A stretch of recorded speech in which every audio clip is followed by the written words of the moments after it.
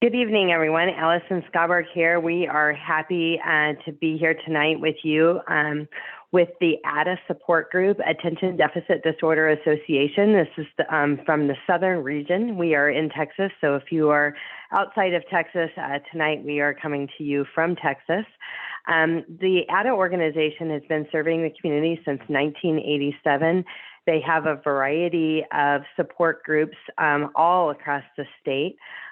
Some are adult groups for adults with ADHD, ADD, and some are parent groups that support families that have children with or adolescents with ADHD. So we are a parent support group.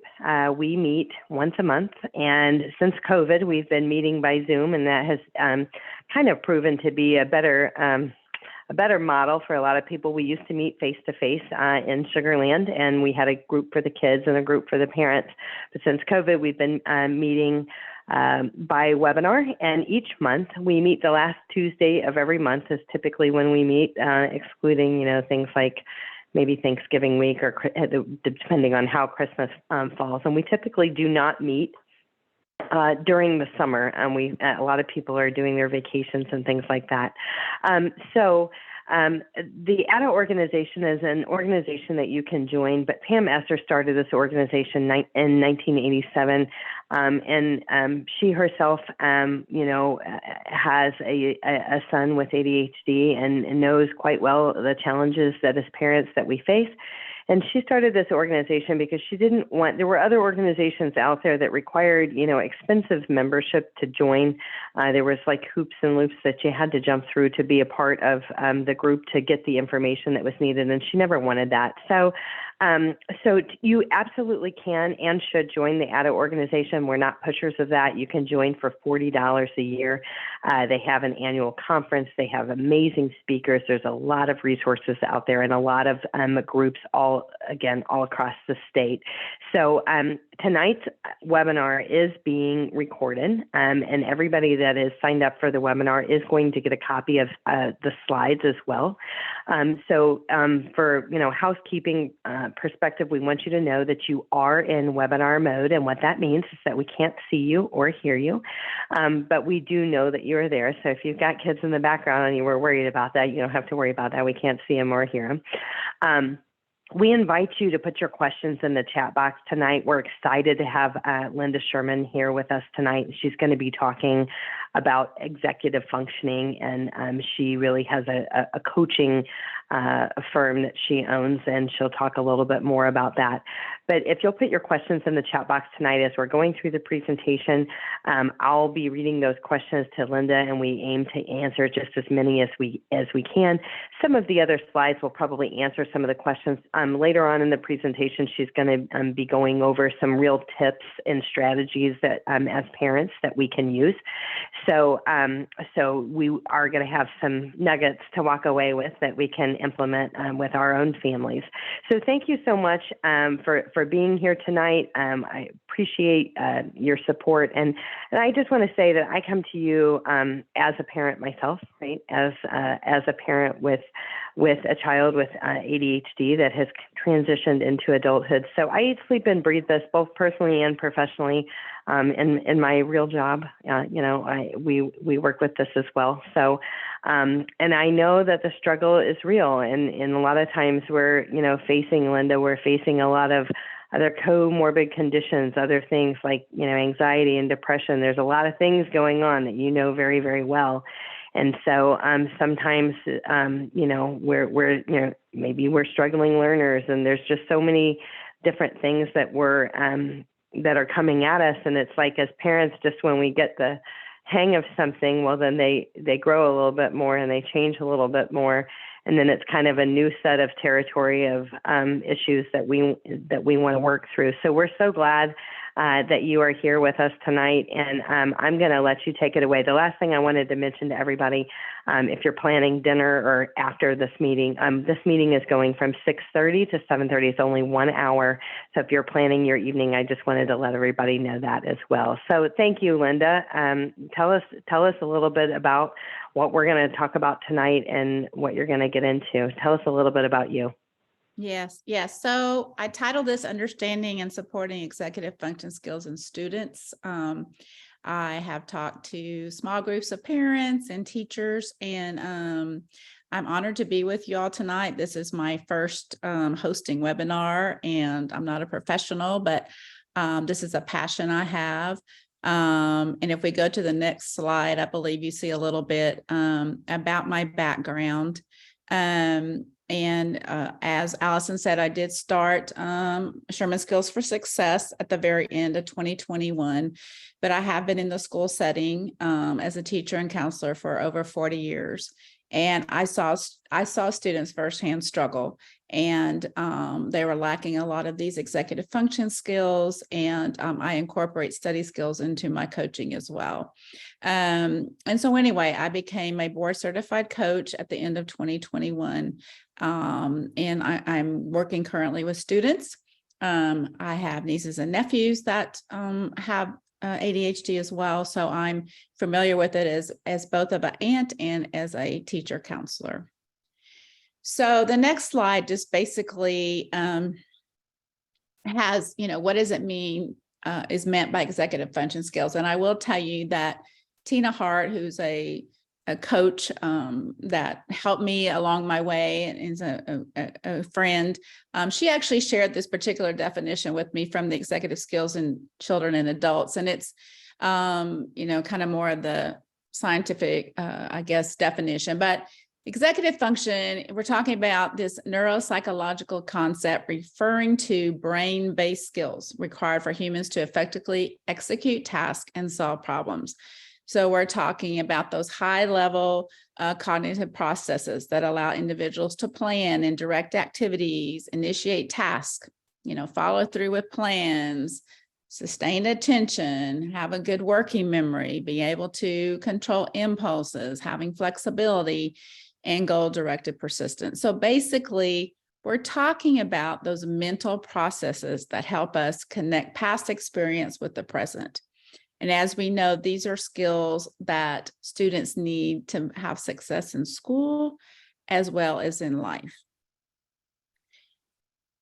So I'm going to go through and I'm going to talk about executive function skills. I'm probably going to mention a little bit about, things we can do, but I told Allison later in the webinar, I'm going to even have some more suggestions. So the first executive function skill, and I know a lot of you are familiar with this because you're dealing with it. So I'm hoping that these will be just ways to affirm what you know, and hopefully you'll come up with a few new tidbits to help you as well.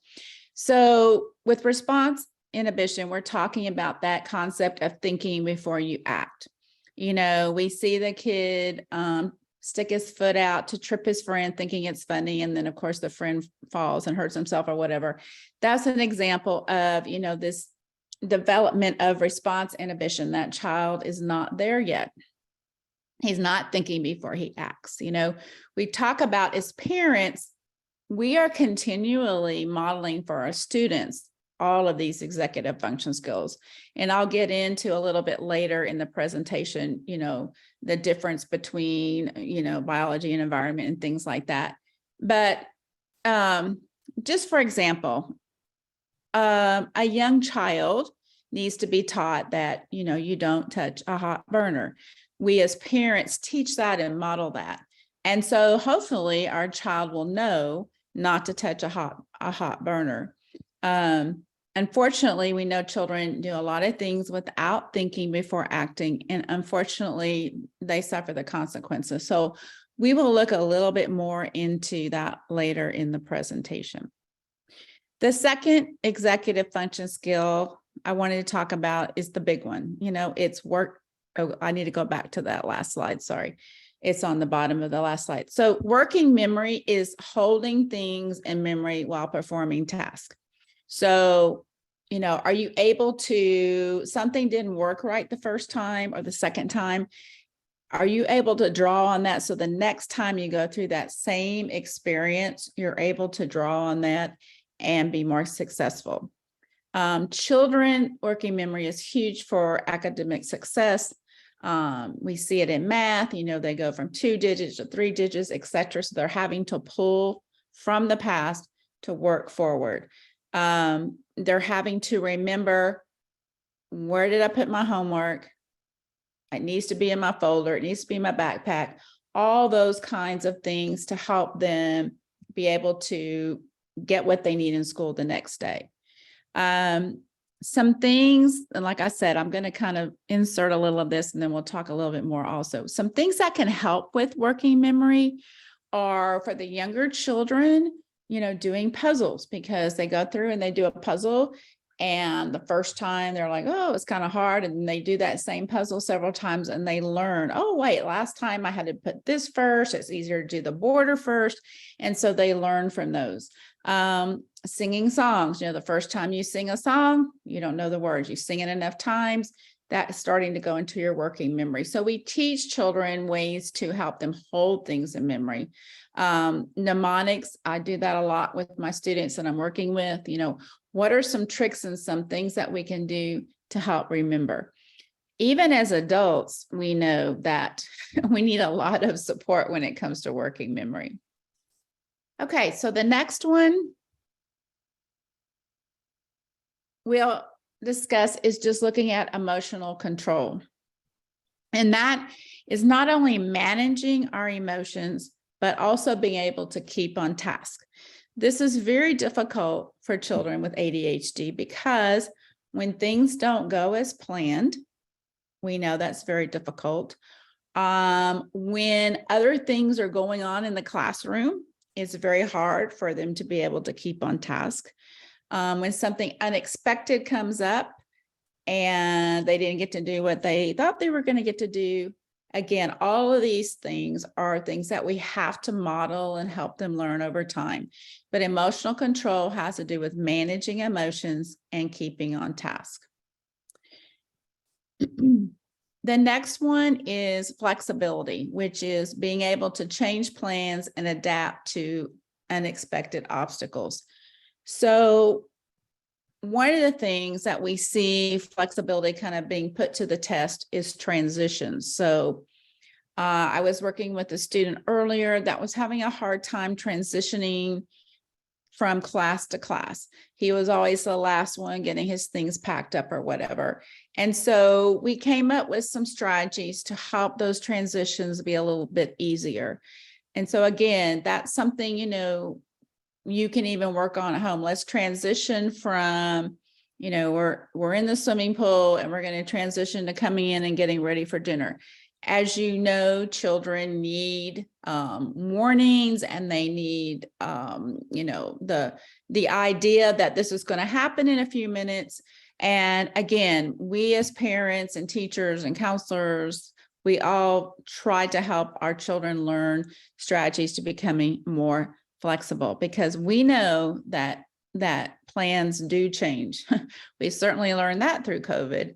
And then activities, things that they can do to help them learn flexibility. Being in sports is a huge thing, because as we know, when you go out on the soccer field or on the basketball court, you don't know what the outcome is going to be.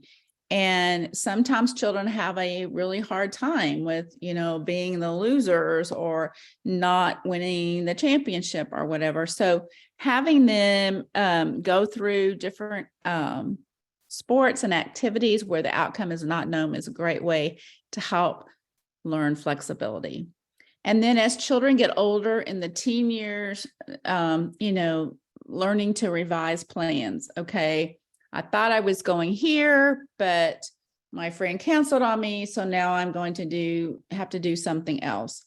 Or, what I just learned in my chemistry class is different than what I thought. So now I've got to revise my project or whatever. The next executive function skill that we're going to look at is sustained attention, which is staying on task. That's being able to focus. This is one I know as teachers and parents of ADHD students, we know this is a real struggle. I was talking to someone the other day and they were saying, well, my parents want me to do my homework at the kitchen table because they want to monitor. But there's so much going on around me. The TV's on, or my mom's cooking, or the dog's barking, or so sustaining attention is hard enough for all of us. And if you do have ADHD, it's even harder. So we have to stop and think, okay, what's their environment like? And is it conducive to helping them focus? Being able to pay attention in class. Where is the child sitting in the classroom? What obstacles might there be for that? So anyway, sustained attention is all about focusing. The next one is task initiation, which is starting things in a timely manner and not procrastinating. And this is, again, another hard one for a lot of us, especially when it's something we do not want to do, right? So I really don't, want to go scrub the toilets or whatever. So we have to have a plan, and starting things in a timely manner has a lot to do with planning things out, which we'll talk about a little bit later. Things to be aware of. I know sometimes children with ADHD have a very hard time starting tasks in the classroom. The teacher gives the instruction and the child doesn't start, and the teacher walks by and checks on the student and they still might not start. So again, strategies to help children initiate tasks, get things done, not, take 2 hours to do a 15-minute assignment. And I'm sure all of you can relate to that. Okay, so next we're going to look at the executive function skill of, did you have a question? I just wanted you to mention, I see that you've got that book, Smart But Scattered Teens. I thought that was a great book. Tell them a little bit about that book, please. Yes, and that will be also in my references, but Smart But Scattered is a great book. When I took my JSD coaching ADHD with high school and college students, that was a great book, and it's a great reference, and you'll see that reference on many of my slides.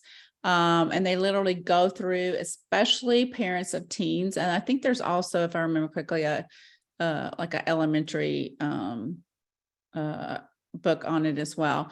But it really gives you step-by-step things to do, how to help your child, how to listen to your child. As Allison was saying earlier, when we look at emotional control of a 4-year-old, it's very different than when we look at a 10-year-old hitting puberty. And then again, when we look at, a 14, 15-year-old who's now in the teen years trying to, sprout their wings or whatever. So it's a great resource.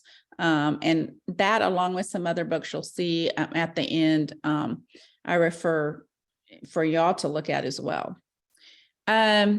Okay, so planning and prioritizing is, being able to put steps in place to achieve a goal and decide what needs to be done first. We know that children would rather play their video games and go play with their friends before getting their homework done because they've been in school all day, and that homework is not always a priority. And we'll talk a little bit more about that. One of the things I want to talk about here is also, we all say, I want to do better at this, or our kid says, I want to bring up my math grade, or I want to do better on tests. But unless you have a plan, it's very hard to get those things to change. So having an actual plan, step-by-step plan, helps children to achieve a goal. And that's where they need our guidance. They need our guidance in, how do I get there? I want to bring up my grade. How do I get there? So organization is a huge one when we talk about executive function skills and ADHD. I did my homework, but I left it at home. I did my homework and I brought it to school, but I couldn't find it when I got there. I did my homework, but then I realized I didn't finish it when I got ready to turn it in.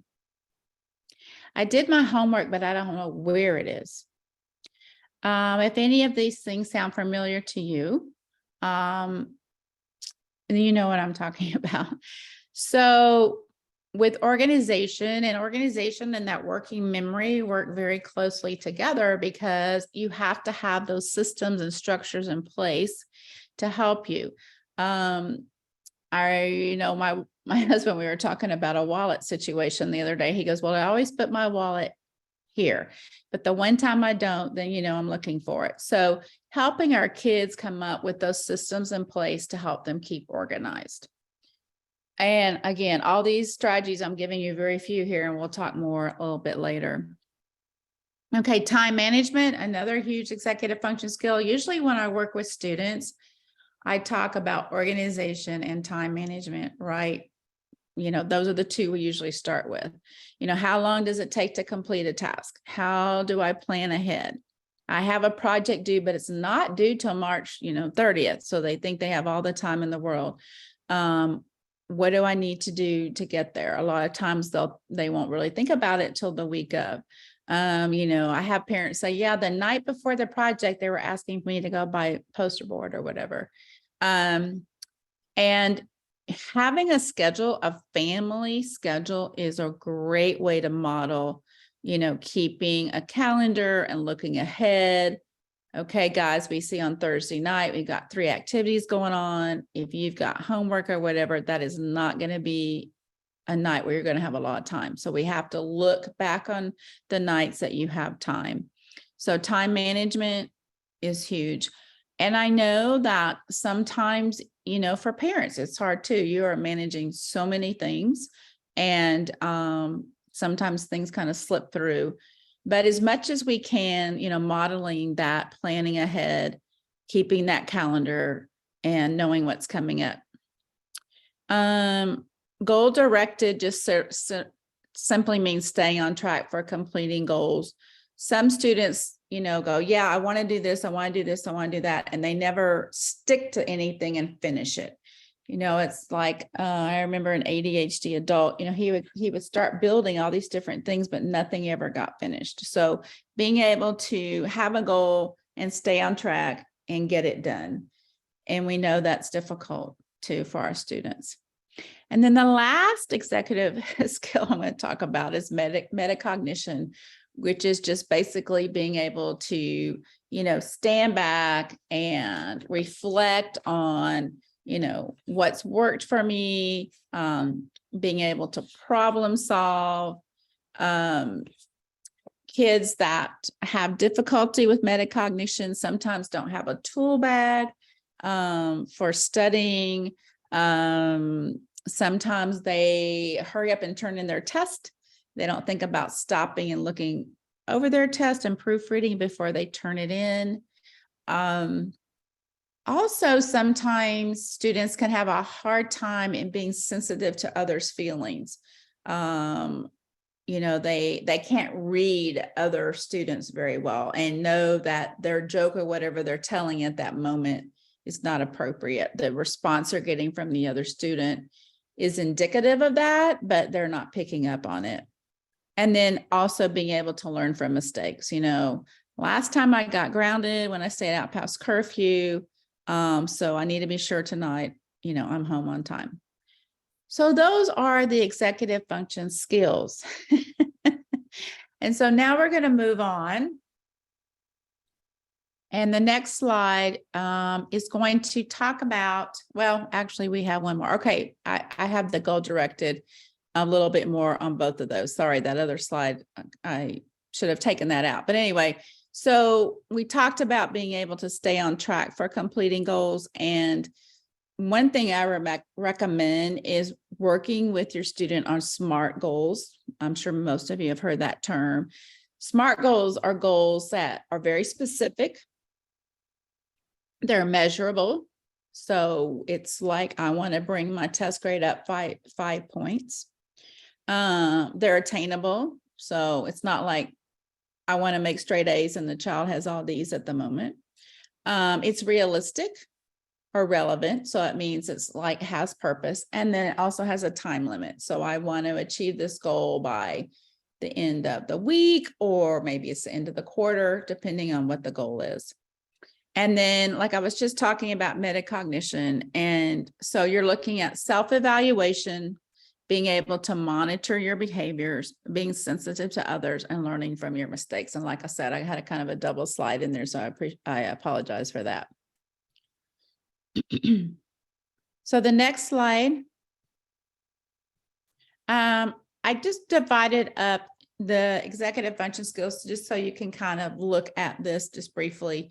So we have those executive function skills that deal with thinking, which is cognition, or with behavioral, which is those doing things. So working memory, being able to learn from past experiences, planning ahead, being organized, knowing where things are, managing my time, metacognition. Those all have to do with cognition.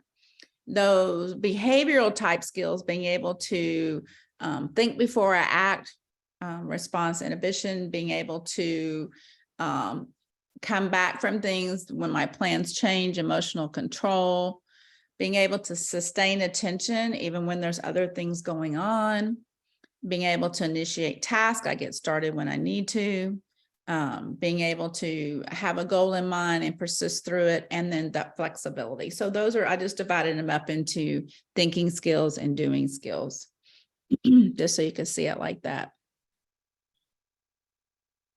Okay, so the next slide, we're going to get into a little bit about what interferes with executive function development. So executive function development is mainly through the combination of biology and experience. So children are born with the potential to develop these skills as they grow. And we talked a lot about how modeling and teaching is a big part. So they have the capability of learning these skills, but we also have to nurture those skills. But sometimes things also get in the way of children learning these things. And it can be, trauma, our genes. I have to say all the years I worked in the school setting, and if I was at carpool and things were literally falling out of the parent's car, and then I remember things falling out of the child's locker, I'm like, that was to me a definite sign of that running in the genes. And so, and then, a non-nurturing environment, obviously those are rare, not prevalent, but, child abuse, those kind of things, obviously. And then a child that has a learning disorder or difficulty, which, that's kind of where we are looking at the ADHD diagnosis. But keep in mind, we all have strengths and weaknesses. We all have areas that we can work on when it comes to executive function. Linda, when people, so you have listed some things here, and with the number of people that we have on this evening, any one of those things could be an issue for their child. Right. Trauma to the brain, genes, non-nurturing environment. Is there recovery from that? Like, so in the example of trauma, like maybe, nobody gets to decide what the trauma is. The trauma could be horrendous, or it could have been horrendous to the child, like the parents got divorced. Right. Is there a fix for that? Or what happens if it's identified that those, pathways that didn't necessarily develop, what happens? Well, the good thing is that, with all the research that's been done lately with brain development and all, we know that it's key when children are younger, right? That there's a real learning of the brain going on there. And it used to be, if you don't do it then, you're not going to get later. But we know now that with our, pre-adolescents, adolescents, that the brain is still learning. And we're going to get a little bit more into this too, but yes, children can still learn executive function skills. We have to know that they're probably not going to be where their peers are at that time. Obviously, depending on the trauma or what's going on, they may need some additional guidance or therapy or along the way, but no, learning executive function skills can happen. I mean, I know adults that are finally putting things into place to help them. So, I hope that helps a little bit. Yeah, thank you for that. So I'm not going to get too much into Dr. Brown, but he's a big guru in, looking at ADHD and executive function skills. And he kind of categorized these executive function skills a little differently. Children with ADHD obviously experience much more difficulty in the development and use of these functions. But you may notice strengths and weaknesses in all these areas. All the students I work with, and that's why I do it individually, may have strengths in some of these areas and more substantial weaknesses in some of these areas. And so I just wanted to show you, and if you want to read more about, Brown, there's a Brown clinic, that will be in my references as well, where he really gets more into this, and we don't have time, I know, tonight to dig into that, but he categorizes them as activation, which is that getting started, being able to organize and prioritize. Does your child have a difficulty with this, or is this one of their strengths? Focus, being able to sustain attention and then shift attention. Okay, I've got to move from, doing my math homework to my history to working out at the gym or whatever, being able to move.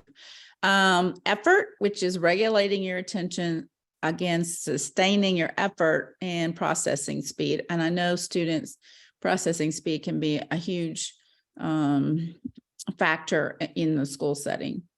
Emotion, managing frustration and moderating excitement and anger appropriately.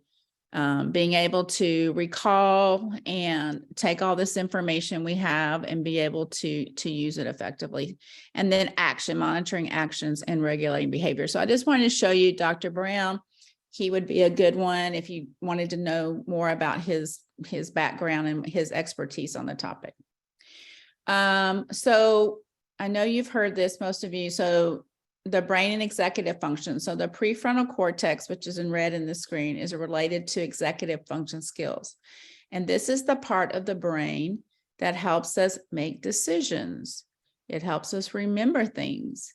It helps us think of consequences, plan ahead. What would happen if this happens? And even though children, and we can help our teens and adolescents,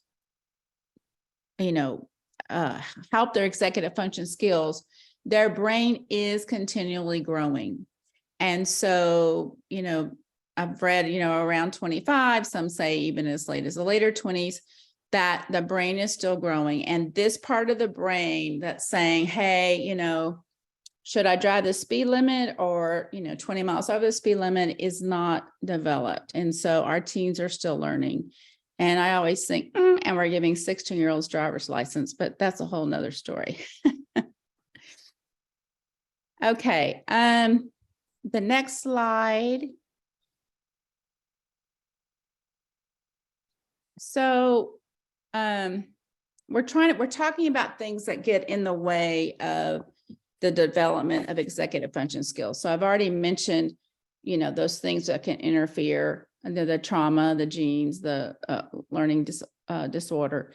And we've talked a little bit about, okay, we got this prefrontal cortex still developing. And then we also have pre-adolescents and adolescents. And, I worked for many, many years in the middle school, like I said, and saw these things so often. But, when children are going through puberty and pre-adolescence, they really are forgetful. And we hear this, I did my homework, but I forgot to turn it in. So just imagine, the ADHD kid going through pre-adolescence and puberty. We know friendship issues and peer pressure becomes huge. So their priorities change. And, maybe finishing that assignment is not near as important as, meeting my friends at the park or whatever. Irritability and mood swings. So we see this with pre-adolescents, they're happy one minute, they're sad the next minute.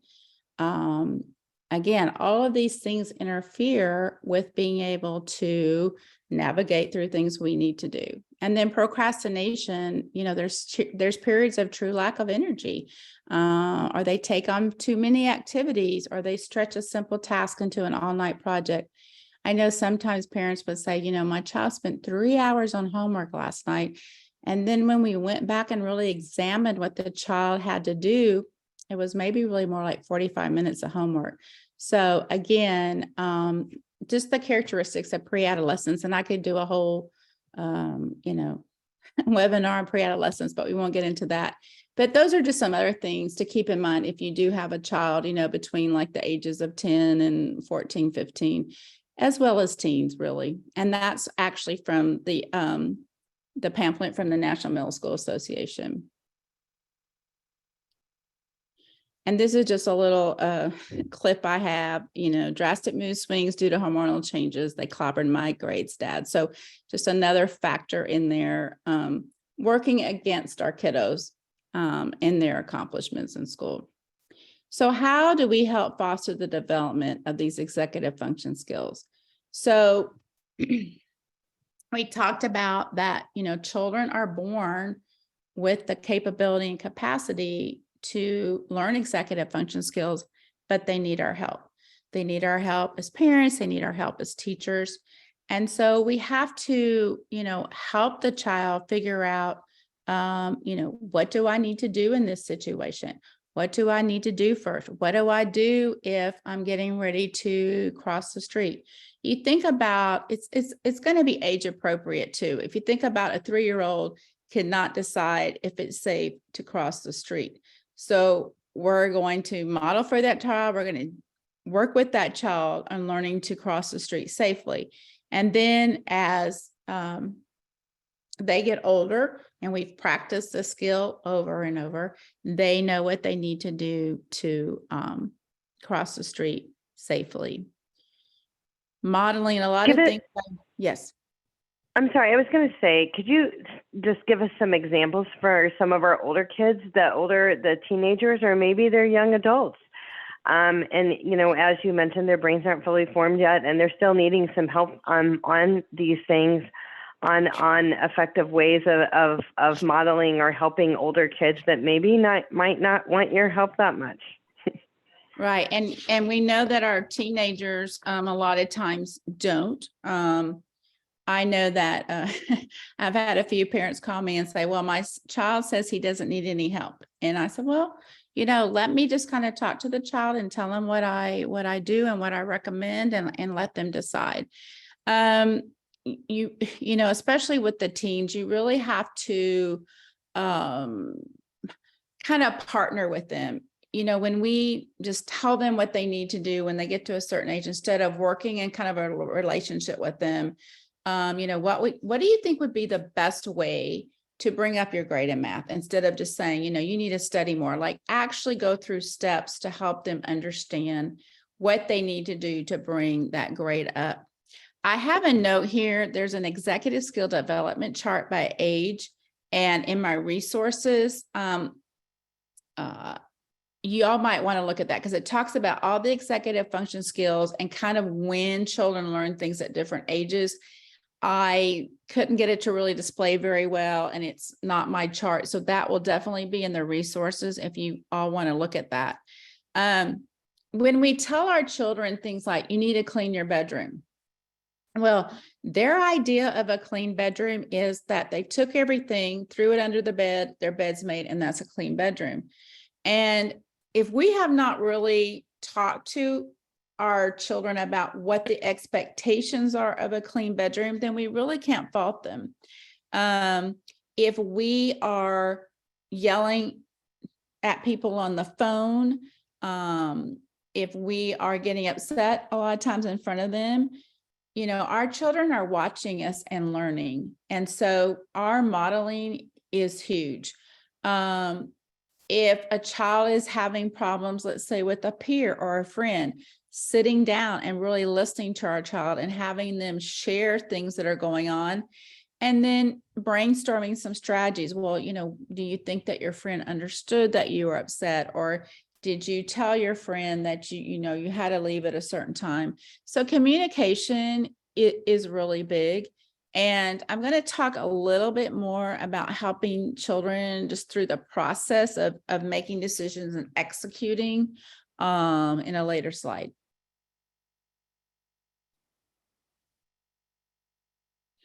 So again, how do we foster the development of these executive function skills? So with organization, planning, working memory, I just talked about, like, what does the clean bedroom look like? Well, help your child establish an organized binder or backpack. And what does that look like? And they don't all have to look the same, but what are the steps that I need to get there? And write them down and let the child put them into action. So for example, I need my binder to have a planner in the front. I need my binder to have folders for each one of my classes. I need my binder to not have loose papers in it. And you have to literally look at each step. And I say write them down because everything that I'm reading about working memory and the ADHD brain is that writing them down is the best thing to do. I know a lot of our kids want to use apps and all that, which is a great backup, but still writing them down it helps them, again, with that encoding and that working memory. And I know you've heard a lot about, growth mindset versus fixed mindset.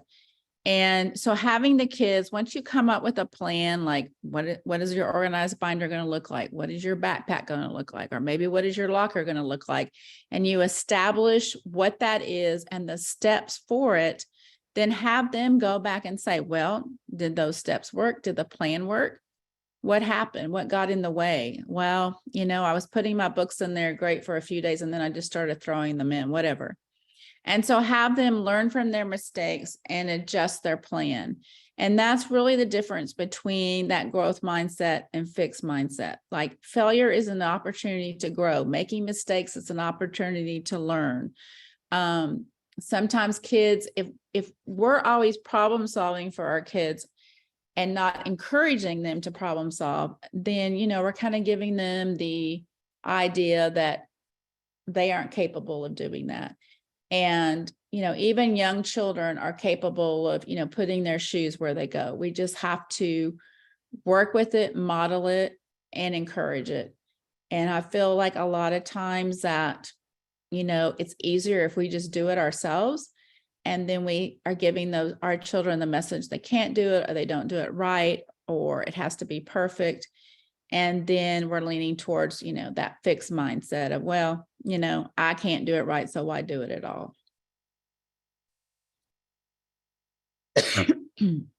So the next slide is, whoops, I think we went.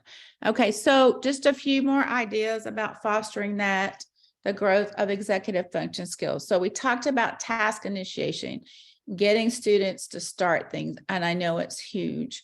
I've talked to many students about, I always like to, when I don't really want to do something, I just seem to move it to later in the night. And so we've talked about how really, if you can set a timer for 15 minutes and say, okay, this one assignment I really don't want to do, I'm going to focus on it for 15 minutes. One thing that might happen is they get really into the assignment and they're able to push through for another 15 minutes. If it's something that they really don't want to do, then let them push through for 15 minutes, take a break, and come back. I mean, ultimately, depending on, again, the age of the child, they should be able to work for about 30 minutes on something and then take a break. But if it's something they really are having a hard time with, then setting those timers. I know many of you parents have heard, and probably in ARDs and things like that, about chunking assignments, chunking long-term assignments.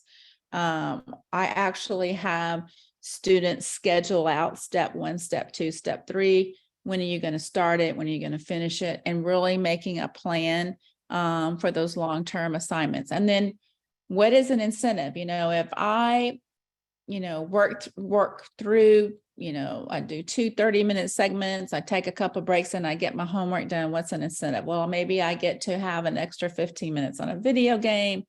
I get to go out and shoot hoops for 15 minutes. So again, those incentives sometimes help our children get through those things they really don't want to do.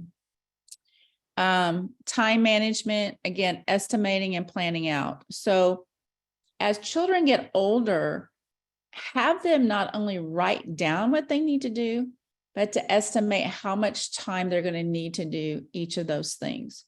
And then go back and look at their estimation. Was their estimation correct? Way off?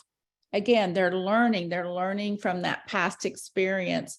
Next time they'll allow more time for that, or next time they'll allow less time for that. But having them start estimating time for doing things is very helpful, and then planning it out. Linda, can you talk to the group about, I know that some parents have younger kids. I know we've got a broad range on here today, but for our younger kids with this diagnosis where the family, the parent might be feeling like, when are they ever going to be like semi-independent on their schoolwork, where we have 3rd and 4th and 5th graders that need mom or dad to sit by them every step of the way with the homework, where other neurotypical kids their age have been doing their homework by themselves since 2nd or 3rd grade, mostly, they have assistants. Right. Can you talk to parents about that and kind of give them hope or suggestions in those situations? Because I think that's a real thing. And I'll look at the chat box for additional questions as well. Okay. Yeah. And I do get that. And I know that with the ADHD children, we're looking at, the numerical age doesn't equal, where they are as far as their work habits and social and all of that. I really feel like, though, this is where the timers can be huge. So, you look at the assignment and you set the timer and you say for 15 minutes, or if it's a child that's really having a hard time, maybe you start with 5 minutes and you say for 5 minutes, we're going to concentrate on whatever it is, maybe it's spelling words. And then you get them to set the timer and they can concentrate. It's going to have to be, I know, in little increments, but a lot of things I have read, the timers are really good for all ages. And so getting them to initiate that task with the timer. Another thing that sometimes the work that students get, there's like so much coming at them on the page. So let's say they have a 3rd grader has a math assignment and they have all these problems. I would say, to get a blank sheet of paper and cover up everything but the first 2 or 3 problems and let them do those and then move down. Because when there's a lot coming at them on the page, it gets overwhelming and they want to throw up their hands. It's too much. I can't do it. So you just start with, let's do the first 3 problems. Let's do the next 3 problems. And again, it's going to be incremental, but and I know we all, like all the parents I'm working with right now, that's one of our goals, is to get the child to be more independent and to be accountable for completing, but putting these little things in place. I think the family calendar is really important for time management and letting your child see, I'm planning out everything we need to do this week. You need to plan out your homework and planning ahead of time. And again, I know for the younger children, they need more support for that, but I think modeling it and doing it together, that eventually they're going to take over. If I just sit down with you every night and say, okay, get your homework done for 10 minutes, I'm not really showing you how to do it. So we're going to set a timer for 5 minutes. We're going to work on this. We're going to cover up these problems. We're going to get these 3 problems done. And so just starting with the baby steps. So hopefully, like I said, through the modeling and kind of the directives, they can at least sit down for 15 minutes and do something on their own. We had another question about the timer.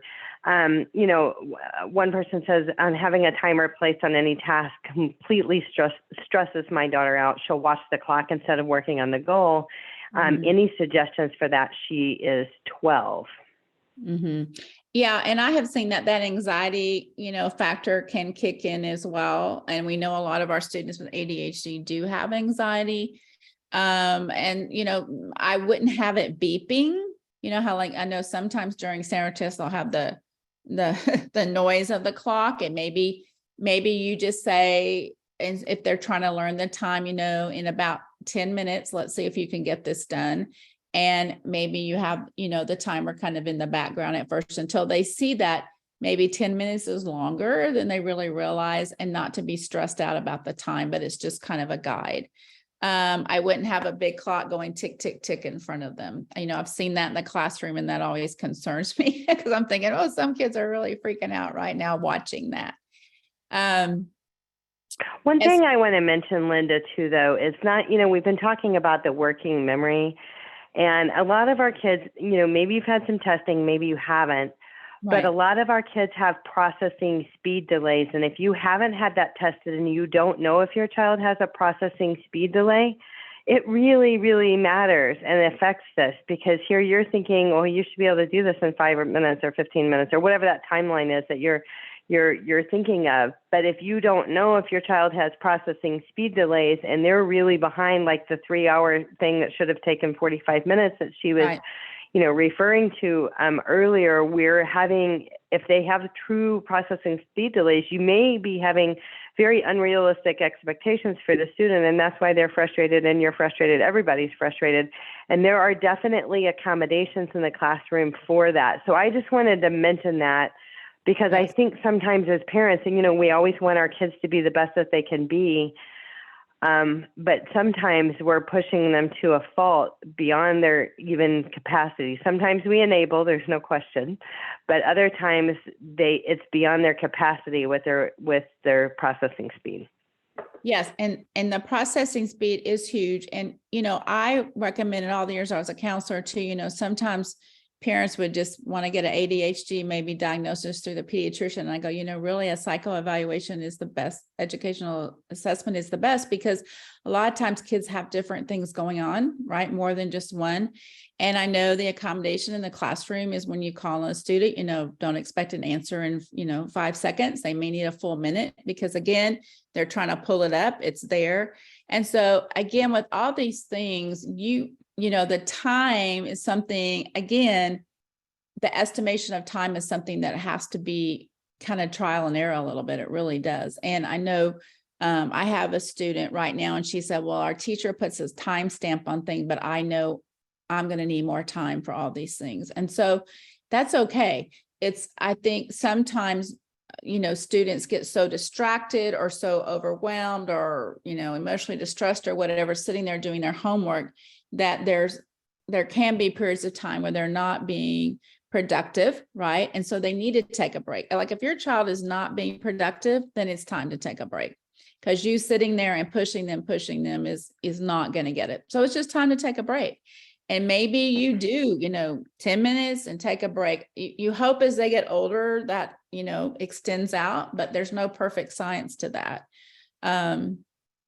So Linda, I just wanted to mention for families that have kids that they know that they have the processing speed delay, that is definitively something that can be worked out in accommodations, like maybe like they don't have to be timed on their times tables. They used to do those like kind of racing times tables or racing spelling and stuff like that, to where they'll get to do that in a different setting and not be timed. And we've seen that kids that had those accommodations with those processing speed delays, and when they weren't put under that time constraint, that they did well. I mean, they passed. Some of them even got 100 on these things.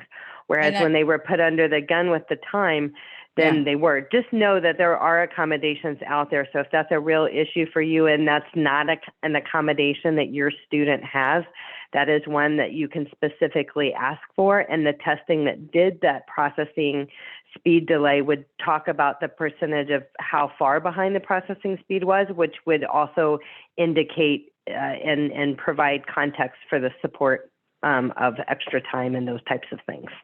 Right. And I know a lot of students, as they get a little bit older, they need the extended time too because of that, like on testing or whatever they're doing. And if they stay in the classroom, they're like, oh, all my friends are finishing, I better hurry up and finish. And they're not being able to do their best. And so that's why I'm seeing more and more situations now where children can go into a testing room or center. Even in high school, they have that. So they're not feeling that pressure because, yes, it just takes them longer to pull up that information. Like there's so many things to cover with all of this. I know I'm not hitting everything. Sure. Well, those accommodations can even extend into college. You can get extra time and Yes, distracted, yes, a non, distracted setting and other things like that. You can get accommodations on SAT and ACT and things like yes, that. yes. Linda, we have about 5 minutes, so I'm going to let you kind of take it away. And Okay. thank you for going deeper with that. Okay. Okay. So anyway, just bringing up very briefly, we know children have problems with focus and paying attention. And so exercise is key. Having your children do something, even when they're doing their breaks between homework, it's very important to have them do something not, really using their brain. They're taking a brain break. So doing something physical, those endorphins can kick in. And also, we know some of our students need brain breaks every 20 to 30 minutes when they're studying. And I was reading something the other day about, don't have them on their, computers or phones or whatever, because they need a true break. Their brain needs a true break. And so these are some other stress reducers, deep breathing, mindfulness, meditation, spending time with friends, just whatever they can do to kind of reduce their stress. And I mentioned some apps there that you could download on your devices as well. Just a little being mindful that children do need to, take time to have a break and decompose. So this is just kind of a reminder here that, these skills do develop over time. They don't all develop the same for everyone. And that we do model, what we're modeling, our children are learning from. So if we say, keep your bedroom clean and, our areas are not clean, what are we really modeling for them? So we have to walk the talk, as I say. And so anyway, as I said, I am an executive function coach. I've been doing it for a little over a year. I worked with executive function skills in the classroom, especially as a counselor for many years. And in the coaching process, we basically, develop goals, action steps, accountability, and incentives. And so coaching is a little different because it's actually a partnership with the student and coach. And of course, the ultimate goal is for the student to be empowered and achieve success.